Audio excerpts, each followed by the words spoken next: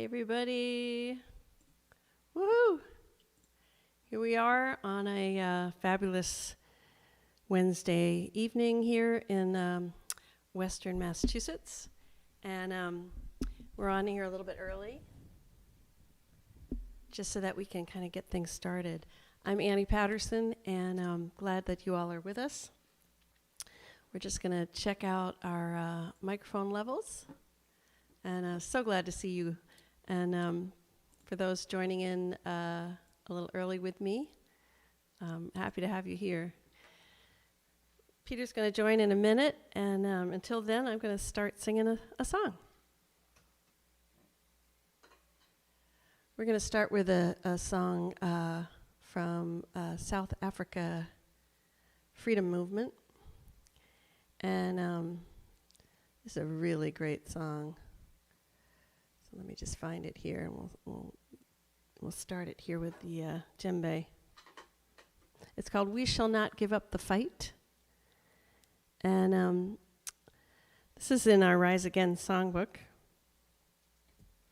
but it's super easy. You don't need a songbook for this one. We shall not give up the fight. We have only started. We have only started.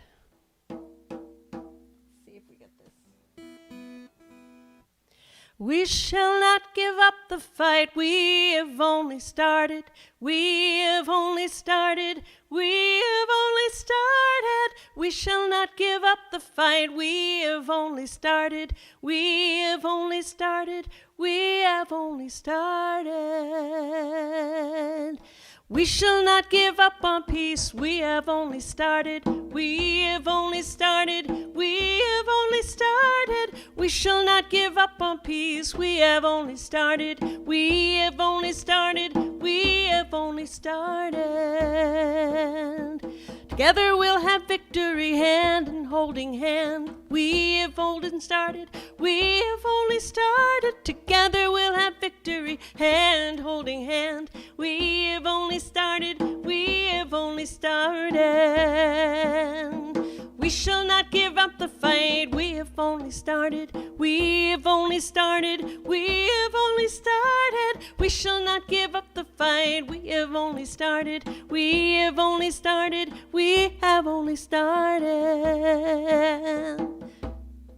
We'll stand together with our friends. We have only started. We have only started. We have only started. We'll stand together with our friends. We have only started. We have only started. We have only started. We'll fight for equal rights. We have only started. We have only started. We have only started. We'll fight for equal rights. We have only started. We have only started. We have only started. Well, we shall not give up the fight. We have only started. We have only started. We have only started. We shall not give up the fight. We have only started. We have only started. We have only started. Whoop! Yeah. All right. And we have only started. And so we are going to have Peter come in here and change our camera. Oops, sorry about this, guys. There we go. Woo! Welcome. This is Peter Blood over here, and I'm Annie Patterson, and we're super glad to see all of you and have you here with us tonight. I have to adjust this a little bit better here. Sorry, guys. There we go. All right. Well, here we are on our Wednesday Music for Justice series, right, Pete? And Peter's wearing his Hope Changes Everything t-shirt, but, it also, the message we always say along with that is hope changes everything, but we got to go out, we got to fight, so we got to stand up for justice. So here we are. Tonight's topic is especially for parents, white parents especially, and white allies who are interested in having some information and some resources about raising children in this world, in this racially unjust world. And so tonight we're just going to start a conversation, and we're going to bring up some things that we think are really important to be talking about, and we're going to sing some songs. We're going to start out with a song here. This is a song by Sarah Purtle, and we think it's a really beautiful song. It's called The Colors of Earth. And this is in our Rise Again songbook. What page is this on, Peter? This is in the Dignity and Diversity chapter, page 27 in Rise Again. Yeah.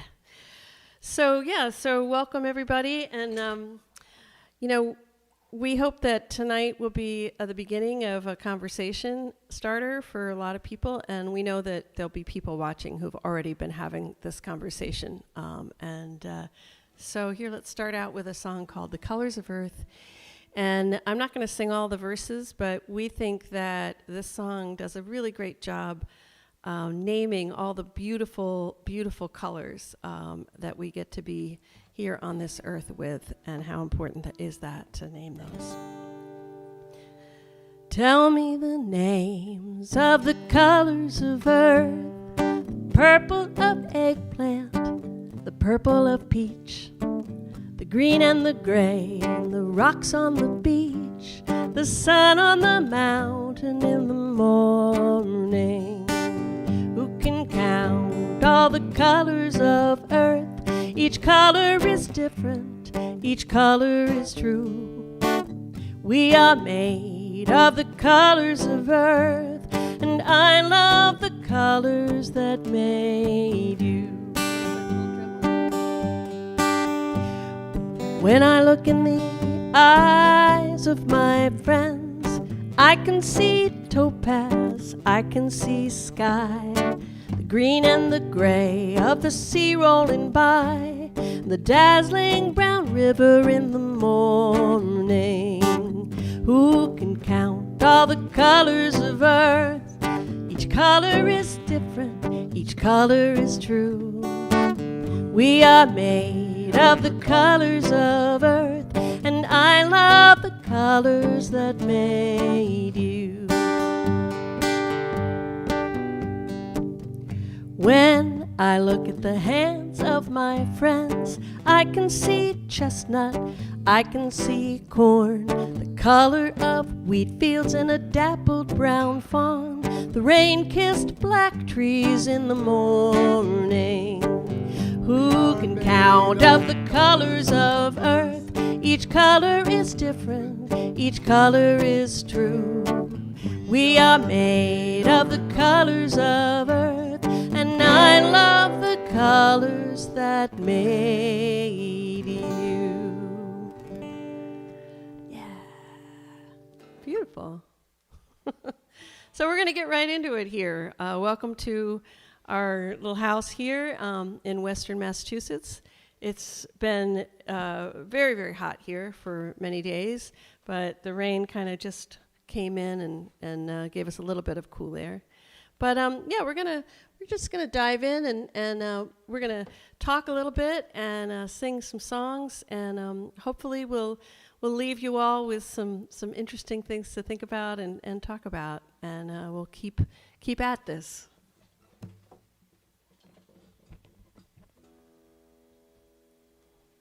Hi, Peter. Hi. You might want to take this off maybe so you can just... No, maybe I'll do the same. So I ask you a question? Sure. Okay. Go ahead. So how early do you think it makes sense to start talking with our kids about racism? Okay. I think it makes sense to start talking about racism before our children can talk. I think that there's some great resources that we're going to talk about tonight about how to do that for different age levels. And, I was an educator for many years, but, I had to do my own work. And I'm still doing it. So is Peter, learning about the kinds of things that we want our children to grow up knowing about so that they can have the kinds of deep and wonderful understanding of all this so we can fight for a better and just world. So what kinds of things do you think white people need to know in terms of how we were raised in terms of racism? What do we need to know in order to start this work? You know, I think a lot of us were raised, a lot of white people were raised that it doesn't matter what color you are, we're all the same on the inside. That's a really common thing that was taught to a lot of us. And I think it's still being taught out there. It's nothing new. It's not news, right? But actually, we are different. Our skin tones are different, and they're beautiful. And that's why we love that song by Sarah Purtle, is those differences make who we are. And I think if we don't acknowledge that, we are not also able to acknowledge that things are not just in this world for people who are black and brown. There's an unjust world, and I think in order to have our children grow up and understand how to be better allies and how to do good in the world, we have to understand that there are differences that we need to work for. So, and I guess the reason why you said you have to start really early is that systemic racism starts kind of, you might say, poisoning people's ways of thinking and looking at the world at a very, very early age. Yeah, that's right. There's a lot of research out there, really important research that's been done, and it shows that children really start to learn the biases. They learn them really. You might think, oh, my child isn't picking any of this up because we don't talk about it that way. We have a really good, unbiased household. But actually, there's research out there that white children pick this stuff up really easily, much earlier than we realize. But it sounds like you're also saying that people aren't naturally racist, that they probably would want to think differently if only they hadn't been taught these bad things. So maybe we should sing that song about. Yeah, I think that's a great idea. It's been in our minds a lot. Yeah, Peter and I were talking about a song that you can, you just can't believe this song was written when it was. It was written in the 50s for the musical South Pacific. And it's called You've Got to Be Carefully Taught. And we thought we would do this tonight because this is really true. We have to be taught how to hate each other. And unfortunately, what happens is we don't always realize, that our children are picking this up. And so that's what we're about tonight, is starting this conversation so we can kind of think about that together. The NASCAR driver, Bubba Wallace, actually alluded to a line from this song in a tweet that he made after he needed to respond to some put-downs given to him. So this is on page 82 in Rise Again, if you're singing along, in the Freedom chapter.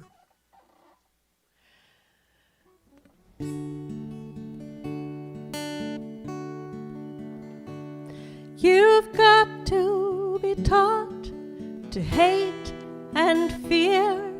You've got to be taught from year to year. It's got to be drummed in your dear little ear. You've got to be carefully taught. You've got to be taught to be afraid of people whose eyes are differently made, and people whose skin is a different shade. You've got to be carefully taught. You've got to be taught before it's too late, before you are 6 or 7 or 8, to hate all the people your relatives hate. You've got to be carefully taught. You've got to be carefully taught.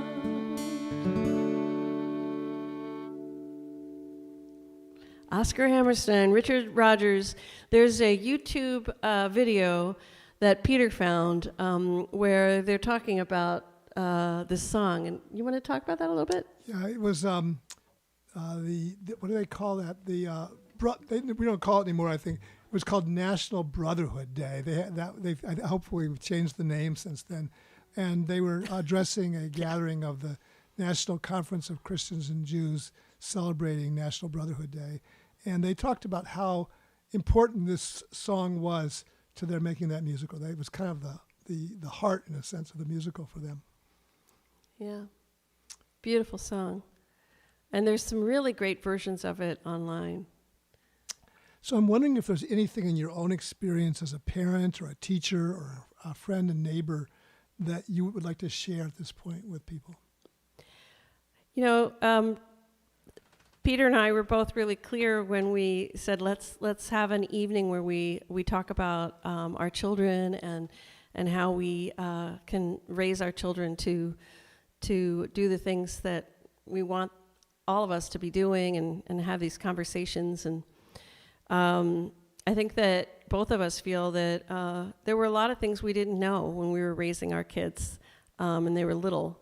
But I do know that children can really understand and have different kinds of conversations at different age levels, and that we do need to think about age levels when we're talking with kids. Like, I would never show some of the videos that are out there that are really explicit. I would never show them to young children, but I could still talk with the children about the videos and say, yes, there's some videos of some really bad things that happened.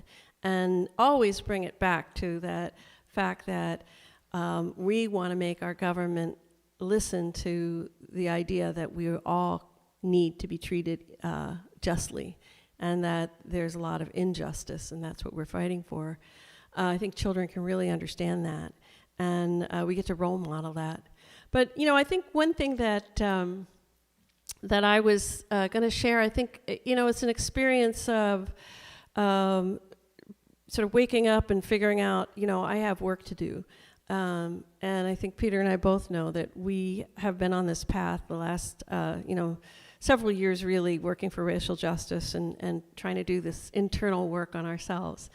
And one of the things I wanted to share is the beginning of this work for me was about going to my very earliest memories, my very earliest racist memories that I could remember. I'm sure there were more, even earlier, but the earliest one I could remember, I spent time going back to that and thinking about that and talking about it with a friend and sort of looking at the ways that I was really kind of kept in a bubble and things weren't explained to me, things about how the, you know, Black and brown families today, they have to have talks about racism with their children from a really early age, or otherwise their children are going to be in grave danger.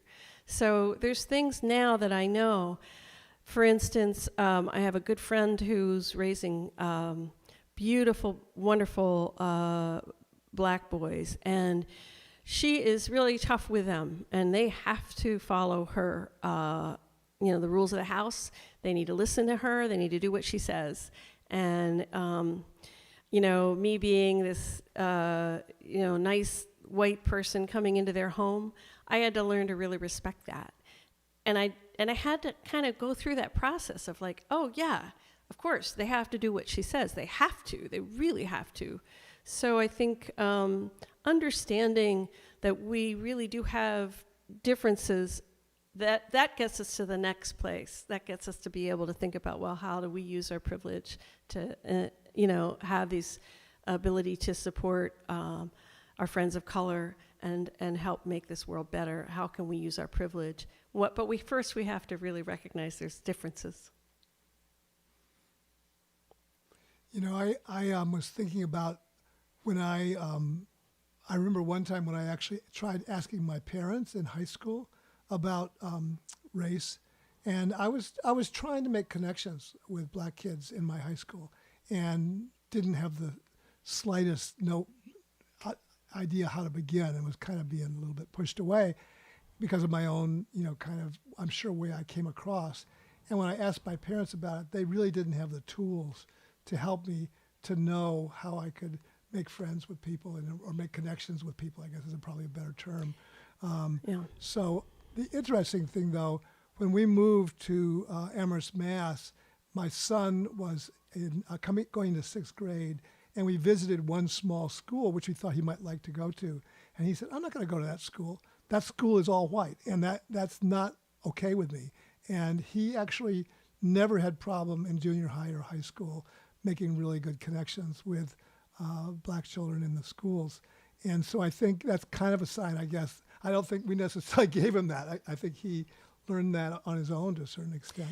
Well, there's some great resources that we've put below in the, in the space under the YouTube video that you can check out, and they're also on our website.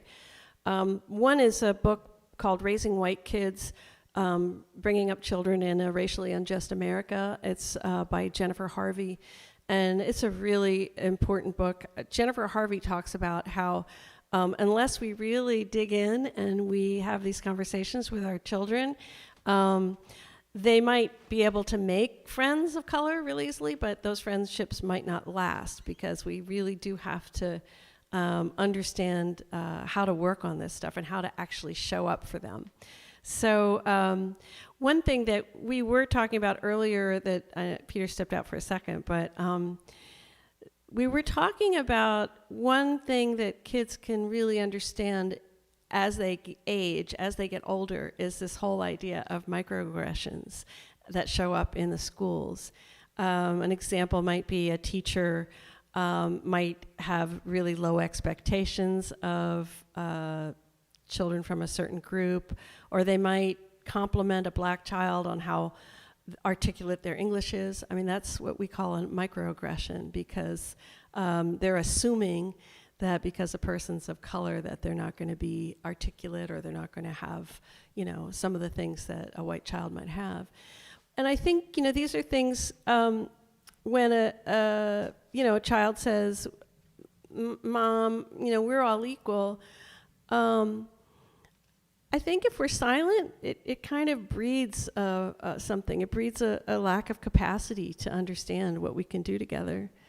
So we have a song that we thought we would stick in here that we think also talks about just being able to pick things up and go out and march on the streets. And maybe what we want to do is start bringing some of our young ones on a march, or our older kids on a march. And Betsy Rose wrote a really great song called We Still Have a Dream, and we thought we'd sing that tonight. We think it's a really great song because it talks about the history of people fighting for liberation.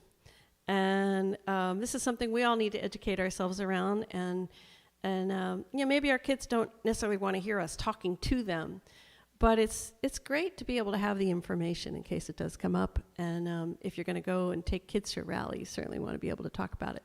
So let's sing this song, We Still Have a Dream by Betsy Rose. It's on page 81 in Rise Again, if you've got your copy there.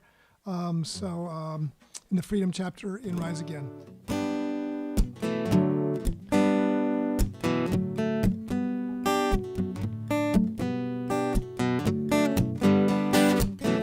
We still have a dream. We still have a dream. Every step of the way brings on a better day. And the spirit is willing. The journey is long. We've got to be strong, 'cause we still have a dream.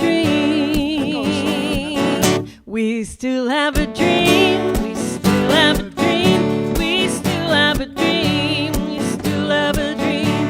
Every step of the way brings on a better day. And the spirit is willing. And the journey is long. We've got to be strong, 'cause we still have a dream.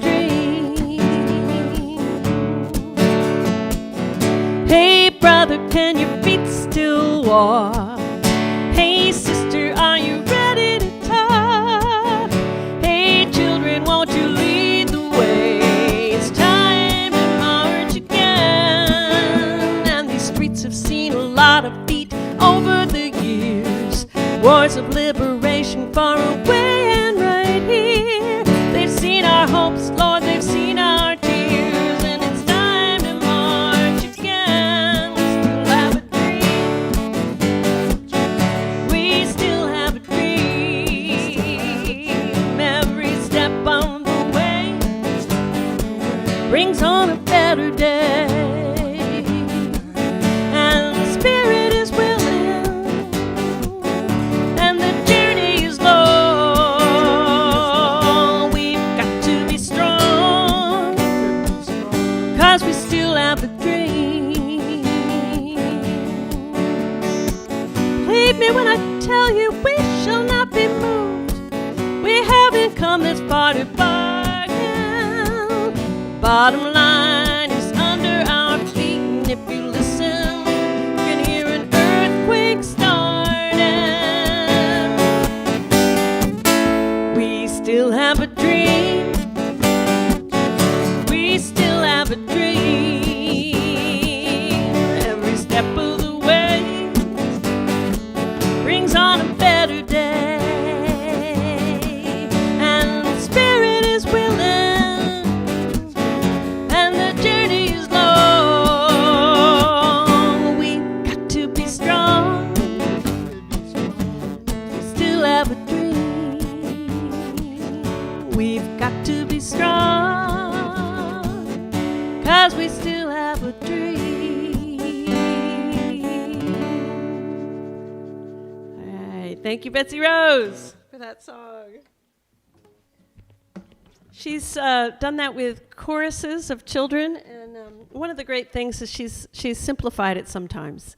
So sometimes it's just the chorus without the bridge there, and so I love that about Betsy. She's made a song that, you know, you can add, take away, you can do whatever you want. You can just sing the chorus.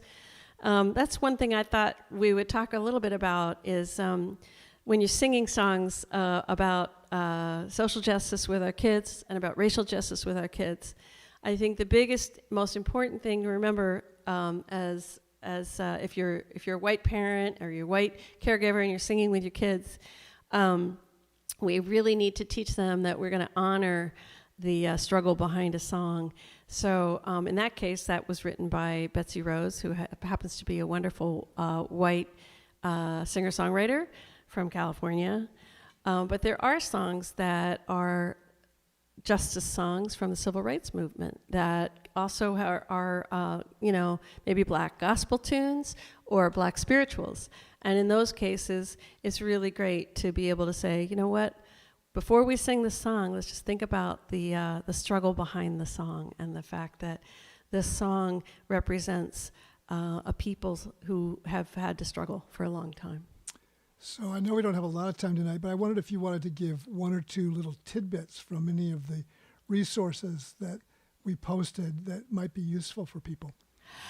You know, there's so many great things. There's we put on the resource page a wonderful website called We the People, WEE the People. I know I found out about it because our nephew and niece know all about it, and their child is really young, and you know, that is really, really a great site, and it's out of Boston, and they do workshops, and on their website they have resources for parents and for teachers. Yeah, I think one thing that I was reading about, you know, kids know that this is from the We the People site. Kids know bicycles. And it's a really great thing to think about. What do kids know? And how can we talk about, you know, if part of the bicycle isn't working, it's not going to run well, you know? And we can say, you know, there's part of this country that's not working, and it's a big part, and it's a really important part. And it's the part that means that people of color are not treated as fairly as they need to be. And so they can think about, you know, well, what's it like when your bike, you know, if the handlebars aren't on your bike, is it still going to work the same? So that's for the young ones. I think there's just tons of really great resources online, and if you check out some of the ones we put in there or share them with people. But I know that this is nothing really, it's not something new, you know. We need to have ongoing conversations, and the more we role model it, and the more we think about it with each other, and talking with other parents too, what works for you, and sharing songs that we found out about that are really great to sing with different age groups. Peter and I have been very open about this, but there are definitely songs in Rise Up Singing that are not okay to sing. And we didn't know that when we put them in the book. And so we've put a list on our website of those songs that are associated with blackface minstrels. And they just continue the racism. So no more singing those songs. We're going to think about what we can do, maybe hand out stickers or something.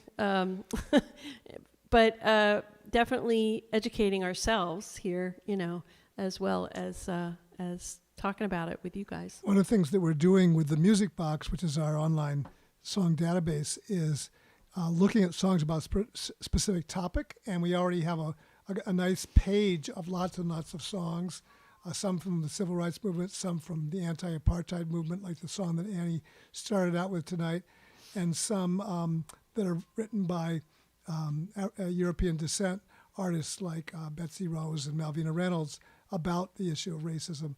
And that can be found at riseupandsing.org/freedom. And that link is actually as part of the resource list. I tried to post the resource list on the chat. For some reason, it doesn't seem to have gone up.